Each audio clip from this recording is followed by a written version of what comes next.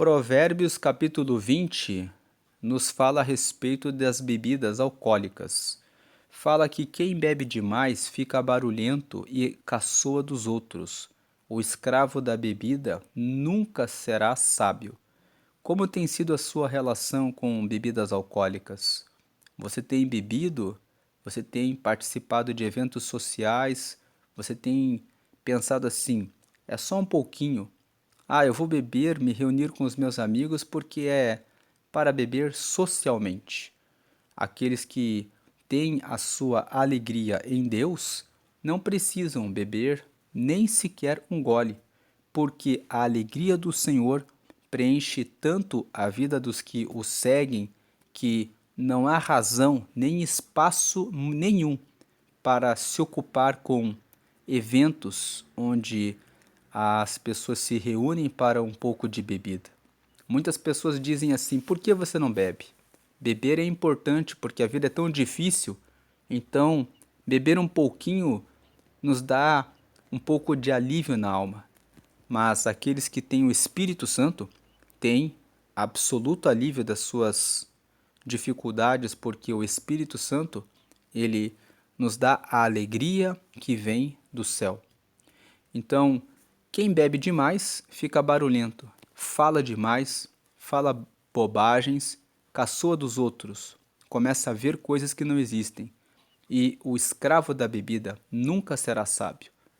Versículo 2: A raiva do rei é como o rugido de um leão. Quem provoca o rei arrisca a vida. O rei aqui fala a respeito daquele que é o seu patrão, fala a respeito daquele que é o guarda do trânsito. Tem outro dia um jovem que saiu com o carro e o guarda, o policial, disse: pare. E ele quis avançar sobre o guarda, então o guarda acabou indo atrás dele, fez a apreensão do veículo e ele, o jovem, ainda insatisfeito, quis desacatar aquele guarda. Então acabou sendo preso. Veja que o rei aqui simboliza alguém que tem autoridade. A raiva do rei é como o rugido de um leão. Quem provoca o rei arrisca a vida. Eu não sei quem tem sido o seu rei. Quem é a autoridade, a liderança que você pode ter algum tipo de raiva? Às vezes o rei é o pastor da congregação, que disse para você que você ainda não está pronto para fazer alguma coisa que você gostaria de fazer.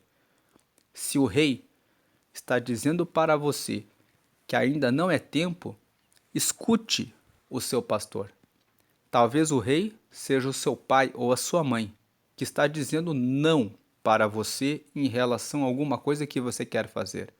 Talvez o seu pai e a sua mãe disseram: não se envolva com essa pessoa. Não é uma boa pessoa para você. O texto de Provérbios fala em muitas passagens para honrarmos o pai e a mãe. Eles querem o nosso bem. E quando fala de pai e mãe, fala daquelas pessoas que cuidam de nós. Às vezes, você nem foi educado pelo seu pai e pela sua mãe, mas foi criado pelos seus avós, talvez pelos seus tios, talvez por pais adotivos.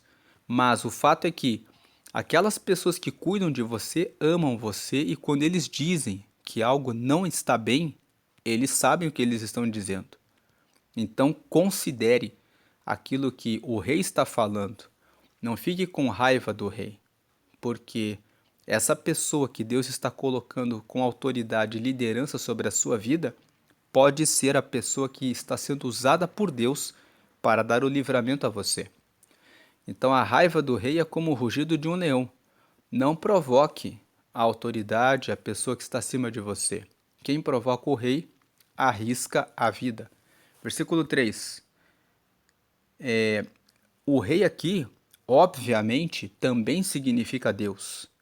Tem pessoas que desafiam o Rei dos Reis. Muitas vezes você ouviu uma mensagem de Deus que já disse para você parar de fazer alguma coisa errada, que você tem feito e você sabe que está errado, e você continua fazendo. Haverá um momento em que o Senhor virá e castigará.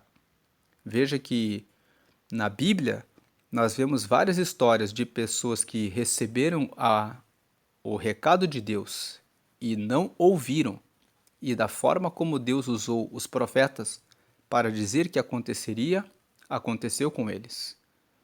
Deus não poupou o povo de Israel de ser levado como escravo para a Babilônia, porque eles estavam desafiando a autoridade do Senhor.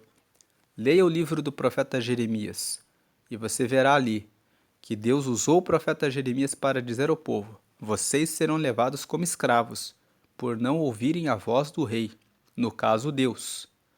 Então, Deus, ele cumpre aquilo que ele fala. Versículo 3. Qualquer tolo pode começar uma briga. Quem fica fora dela é que merece elogios. O versículo 3 fala que muitas vezes a pessoa fala: eu não levo desaforo para casa. Falou para mim eu falo dois. Falou num tom, eu falo no tom mais alto. Está sendo tolo. Qualquer tolo pode começar uma briga. Quem fica fora dela é que merece elogios. Discutir com outras pessoas não resolve nada.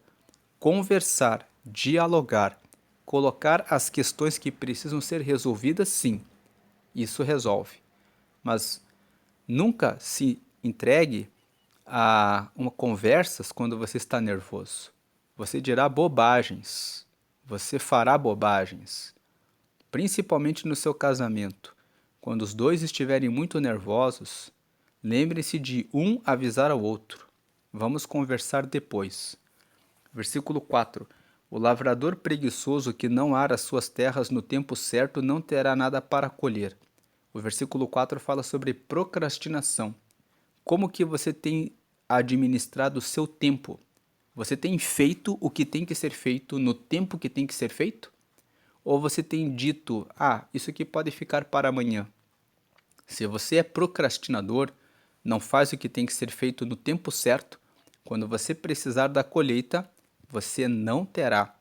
Então, veja como você está administrando o seu tempo. Muitas vezes é difícil. Nosso corpo, nossa mente, às vezes não quer fazer. Mas lembre-se de que do dia da colheita, lembre-se que no dia da colheita você não terá o que colher. Versículo 5. Os pensamentos de uma pessoa são como água em poço fundo, mas quem é inteligente sabe como tirá-los para fora. Então, como você pode saber o que uma pessoa está pensando? Como você pode saber o que vai no pensamento dela? Quem é inteligente sabe como tirá-los para fora, fala sobre quem é inteligente quando está conversando com as pessoas, sabe fazer as perguntas certas, sabe avaliar o que a pessoa está dizendo, o que a outra pessoa está dizendo, e sabe o que está no coração daquela pessoa, só por meio de uma conversa. Jesus disse uma vez que a nossa boca fala aquilo de que está cheio o nosso coração. Então, quando alguém vem até você e fala mal de uma outra pessoa, aquilo que ele fala de mal da outra pessoa revela quem ele é. Se você tem o hábito de fofocar, falar mal da vida das outras pessoas, preste atenção no que você está falando a respeito das outras pessoas. Aquilo tem muito mais a ver com você mesmo, com você mesma, do que a pessoa em si. E isso é uma forma de identificar o que nós precisamos tratar e resolver em nossa própria vida. Versículo 6. Todos dizem que são bons e fiéis, mas tente achar alguém que realmente seja. O versículo 6 traz esse desafio. As pessoas, quando elas estão bem, elas dizem: eu sou seu amigo, pode contar comigo. Mas basta chegar o primeiro momento em que você está em dificuldades para você ver quem realmente são os amigos bons e fiéis. O que o versículo 6 nos mostra é que existem muitas pessoas que, quando nós estamos bem, estão ali, à nossa volta. Mas o momento da dificuldade é que mostra quem realmente são os nossos amigos. Versículo 7. Como são felizes os filhos de um pai honesto e direito. O versículo 7 fala para você que é pai, você que é mãe, que é muito importante você agir com honestidade e com correção. Quando você age com honestidade, quando você mantém o seu relacionamento com Deus de forma firme, diária, você traz as bênçãos para a sua casa. Por isso que o versículo 7 fala: como são felizes os filhos de um pai honesto e direito. Eles não têm medo de nada. Eles ficam seguros, porque a honestidade e a correção fazem com que o Senhor esteja sobre a vida desse pai, dessa mãe. E, consequentemente, a sua família é abençoada dessa forma. Versículo 8. Quando o rei senta para julgar, ele logo vê o que está errado. Então, não faça coisas erradas. Você pode pensar assim: o chefe não vai ver, o patrão não vai ver, Deus não vai ver, o pastor não vai ver, o juiz não vai ver.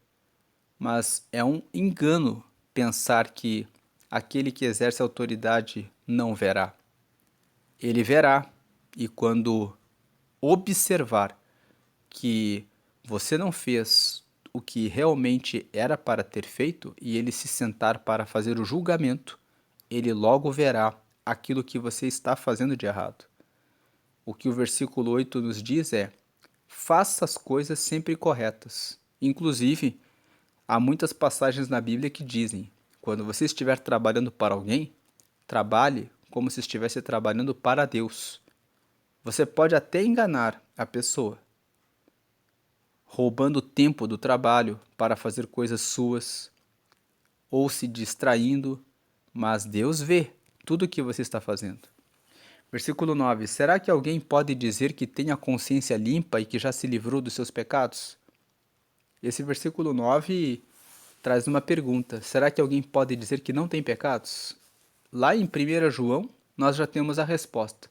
João fala que todos nós somos pecadores. Em Romanos, no capítulo 3, no versículo 23, está escrito assim: porque todos pecaram e destituídos estão da glória de Deus.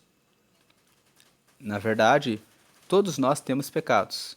Mas a boa notícia está em 1 João, capítulo 2, capítulo 1, versículo 9. Se pecarmos, sabemos que Ele nos purifica de todos os pecados, se nós confessarmos o pecado. E 1 João, capítulo 2, diz no versículo 1, se nós pecarmos, nós temos um advogado diante do nosso Pai, que é o Senhor Jesus. Você tem sentido que a sua vida está muito amarrada e que você está caindo em pecados? Nós falamos da bebida no versículo 1. Você tem caído nesse vício porque você tem se sentido vazio ou triste? Então, hoje é um dia de você aceitar a Jesus como Senhor e Salvador da sua vida. Quando você recebe Jesus, Jesus ele foi enviado pelo próprio Deus para a terra para morrer em nosso lugar, para que nós fôssemos salvos dos nossos pecados. Então, quando Deus enviou Jesus, ele enviou Jesus para derramar salvação para nós. Quem recebe Jesus, recebe a comunhão com Deus.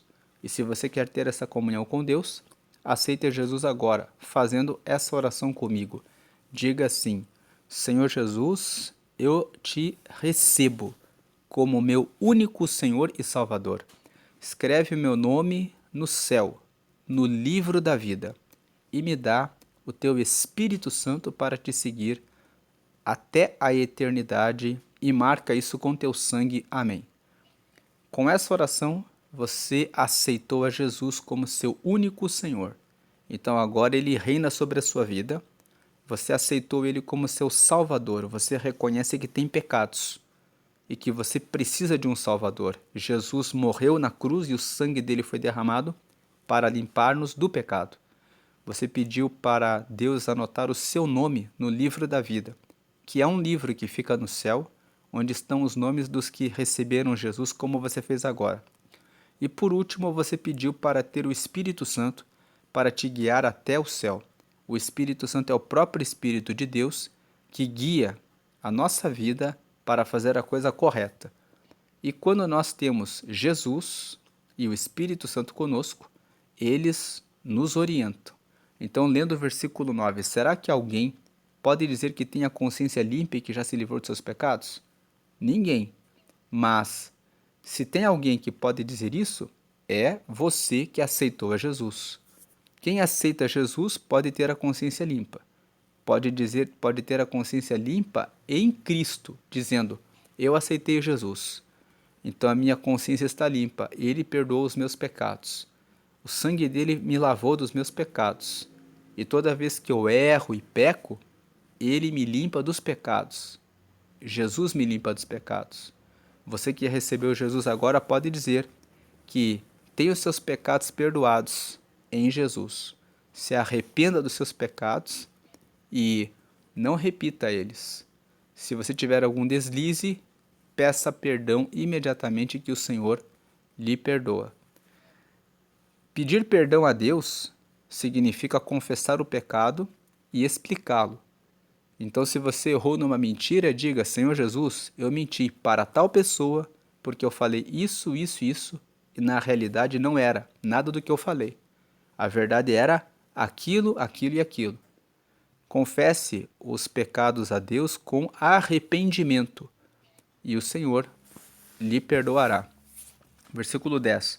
O Senhor Deus detesta quem usa medidas e pesos desonestos. Aqui fala a respeito de desonestidade. Fala sobre a importância de você manter a honestidade se você quer ser chamado filho de Deus. Os filhos de Deus, eles honram os contratos, eles são honestos nas suas questões com o próximo. Se você quer ser filho de Deus, você deve fazer como ele faria. Se o Senhor é honesto, seja honesto com a declaração de imposto de renda. Declare aquilo que você realmente recebeu. Versículo 11. A criança mostra o que é pelo que faz. Pelos seus atos, a gente pode saber se ela é honesta e boa. Esse versículo 11 nos mostra que desde crianças nós já mostramos quem nós somos pelas nossas ações, pelas nossas atitudes. Quer conhecer alguém? Preste atenção no que ela faz. Você conhecerá a pessoa, não no que ela diz, mas no que ela faz. Versículo 12. O Senhor nos deu olhos para ver e ouvidos para ouvir. Versículo 13. Se você gastar o seu tempo dormindo, acabará pobre. Trabalhe e terá comida com fartura.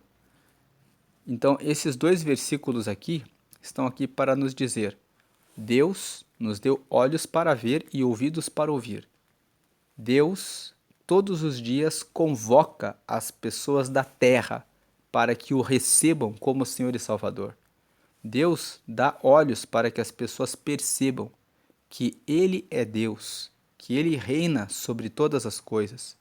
Ele dá ouvidos para que as pessoas possam ouvir a palavra dele. Mas cada pessoa tem livre-arbítrio para decidir o que faz com os olhos e o que faz com os ouvidos. Tem pessoas que o Senhor nos deu olhos para ver e ouvidos para ouvir, significa que os nossos olhos e os nossos ouvidos devem ser destacados, focados em aprender do Senhor. Ele nos deu olhos para nós vermos e aprendermos as coisas do reino dele. Ele nos deu ouvidos para ouvirmos a palavra dele. Mas tem pessoas que têm desperdiçado e jogado fora aquilo que o Senhor nos deu. Se você gastar o seu tempo dormindo, acabará pobre, trabalhe e terá comida com fartura. O versículo 13 fala sobre algo que Deus nos deu. Ele nos deu o tempo. Como você tem usado o seu tempo? Tem pessoas que estão jogando o tempo fora. Preste atenção na administração do seu tempo. Que o seu tempo seja para o Senhor e para que o seu crescimento, o seu desenvolvimento pessoal, a sua capacitação, a sua preparação para a vida eterna. Versículo 14. Está muito caro, diz o comprador, mas depois sai e se gaba de ter feito um ótimo negócio. O versículo 14 é um aviso para você que está vendendo alguma coisa. Às vezes aparecem especuladores que querem levar aquilo que você conquistou, o seu trabalho, por nada. Versículo 15. Há muito ouro e muitas pedras preciosas, mas falar com conhecimento, isso sim é uma joia de valor. Versículo 15 fala sobre a importância do conhecimento. 16. Quem aceita ser fiador de um estranho deve dar a sua roupa como garantia de pagamento. O que o versículo 16 fala é sobre não seja fiador de pessoas estranhas. Você pode correr o risco de perder a sua roupa, ou seja, de perder aquilo que é necessário para a sua vida, como garantia de pagamento. 17. A comida que se consegue desonestamente pode ser muito gostosa, mas depois será como areia na boca. Então esse versículo fala sobre aquilo que você conquista de maneira desonesta. Isso pode parecer bom, mas será mal. 18. Procure bons conselhos e você terá sucesso. Não entre na batalha sem antes fazer planos. Então, o versículo 18 aqui fala sobre a importância de buscar, procurar ter bons conselhos para ter sucesso. E nunca entrar numa batalha sem ter um plano do porquê você está envolvido naquela batalha. 19. O mexeriqueiro espalha os segredos, por isso fique longe de quem fala demais. Como diz o versículo, quem fala muito, quem fala dos outros, uma hora vai revelar o que você falou para ela. 20. Se você amaldiçoar os seus pais, a sua vida terminará como uma lâmpada que se apaga na escuridão. O que o versículo 20 está dizendo é que os conselhos dos pais são importantes e devem ser ouvidos. Quem amaldiçoa os seus pais acabará se perdendo na escuridão. 21. A riqueza que a ganha facilmente não faz bem a gente. A maior prova desse versículo 21 são ganhadores de loto. Quantas pessoas ganharam na loteria e acabaram se envolvendo em coisas erradas porque ganharam dinheiro fácil. E o dinheiro fácil não faz bem às pessoas porque leva as pessoas a terem uma falsa impressão de que podem tudo. Versículo 22. Não seja vingativo, confie em Deus o Senhor, e Ele fará justiça a você. 23. O Senhor detesta quem usa medidas e pesos desonestos. 24. Se é o Senhor quem dirige os nossos passos, como poderemos entender a nossa vida? Versículo 25. Pense bem antes de prometer alguma coisa a Deus, pois você poderá se arrepender depois. Versículo 26. O rei sábio descobre quem está fazendo mal e o castiga, sem piedade. 27. O Senhor deu aos seres humanos inteligência e consciência. Ninguém pode se esconder de si mesmo. 28. Um governo continuará no poder enquanto for humano, justo e honesto. 29. A beleza dos jovens está na sua força, e o enfeite dos seus velhos são seus cabelos brancos. Por fim, o versículo 30. Os castigos curam a maldade da gente e melhoram o nosso caráter. É fato. Muitas vezes o Senhor nos permite passar por situações difíceis para que nós possamos manifestar a bondade que está em nós para melhorar o nosso caráter. Vamos agradecer ao Senhor por essa meditação. Senhor, te agradecemos pela leitura e meditação de Provérbios 20. Pedimos que o teu povo seja abençoado, que o teu povo seja guiado pelo teu Espírito Santo, que possamos ser atentos com a tua vontade sobre a nossa vida. Assim oramos agradecidos. Amém. Deus abençoe a sua vida, hoje e sempre, grandemente. Amém.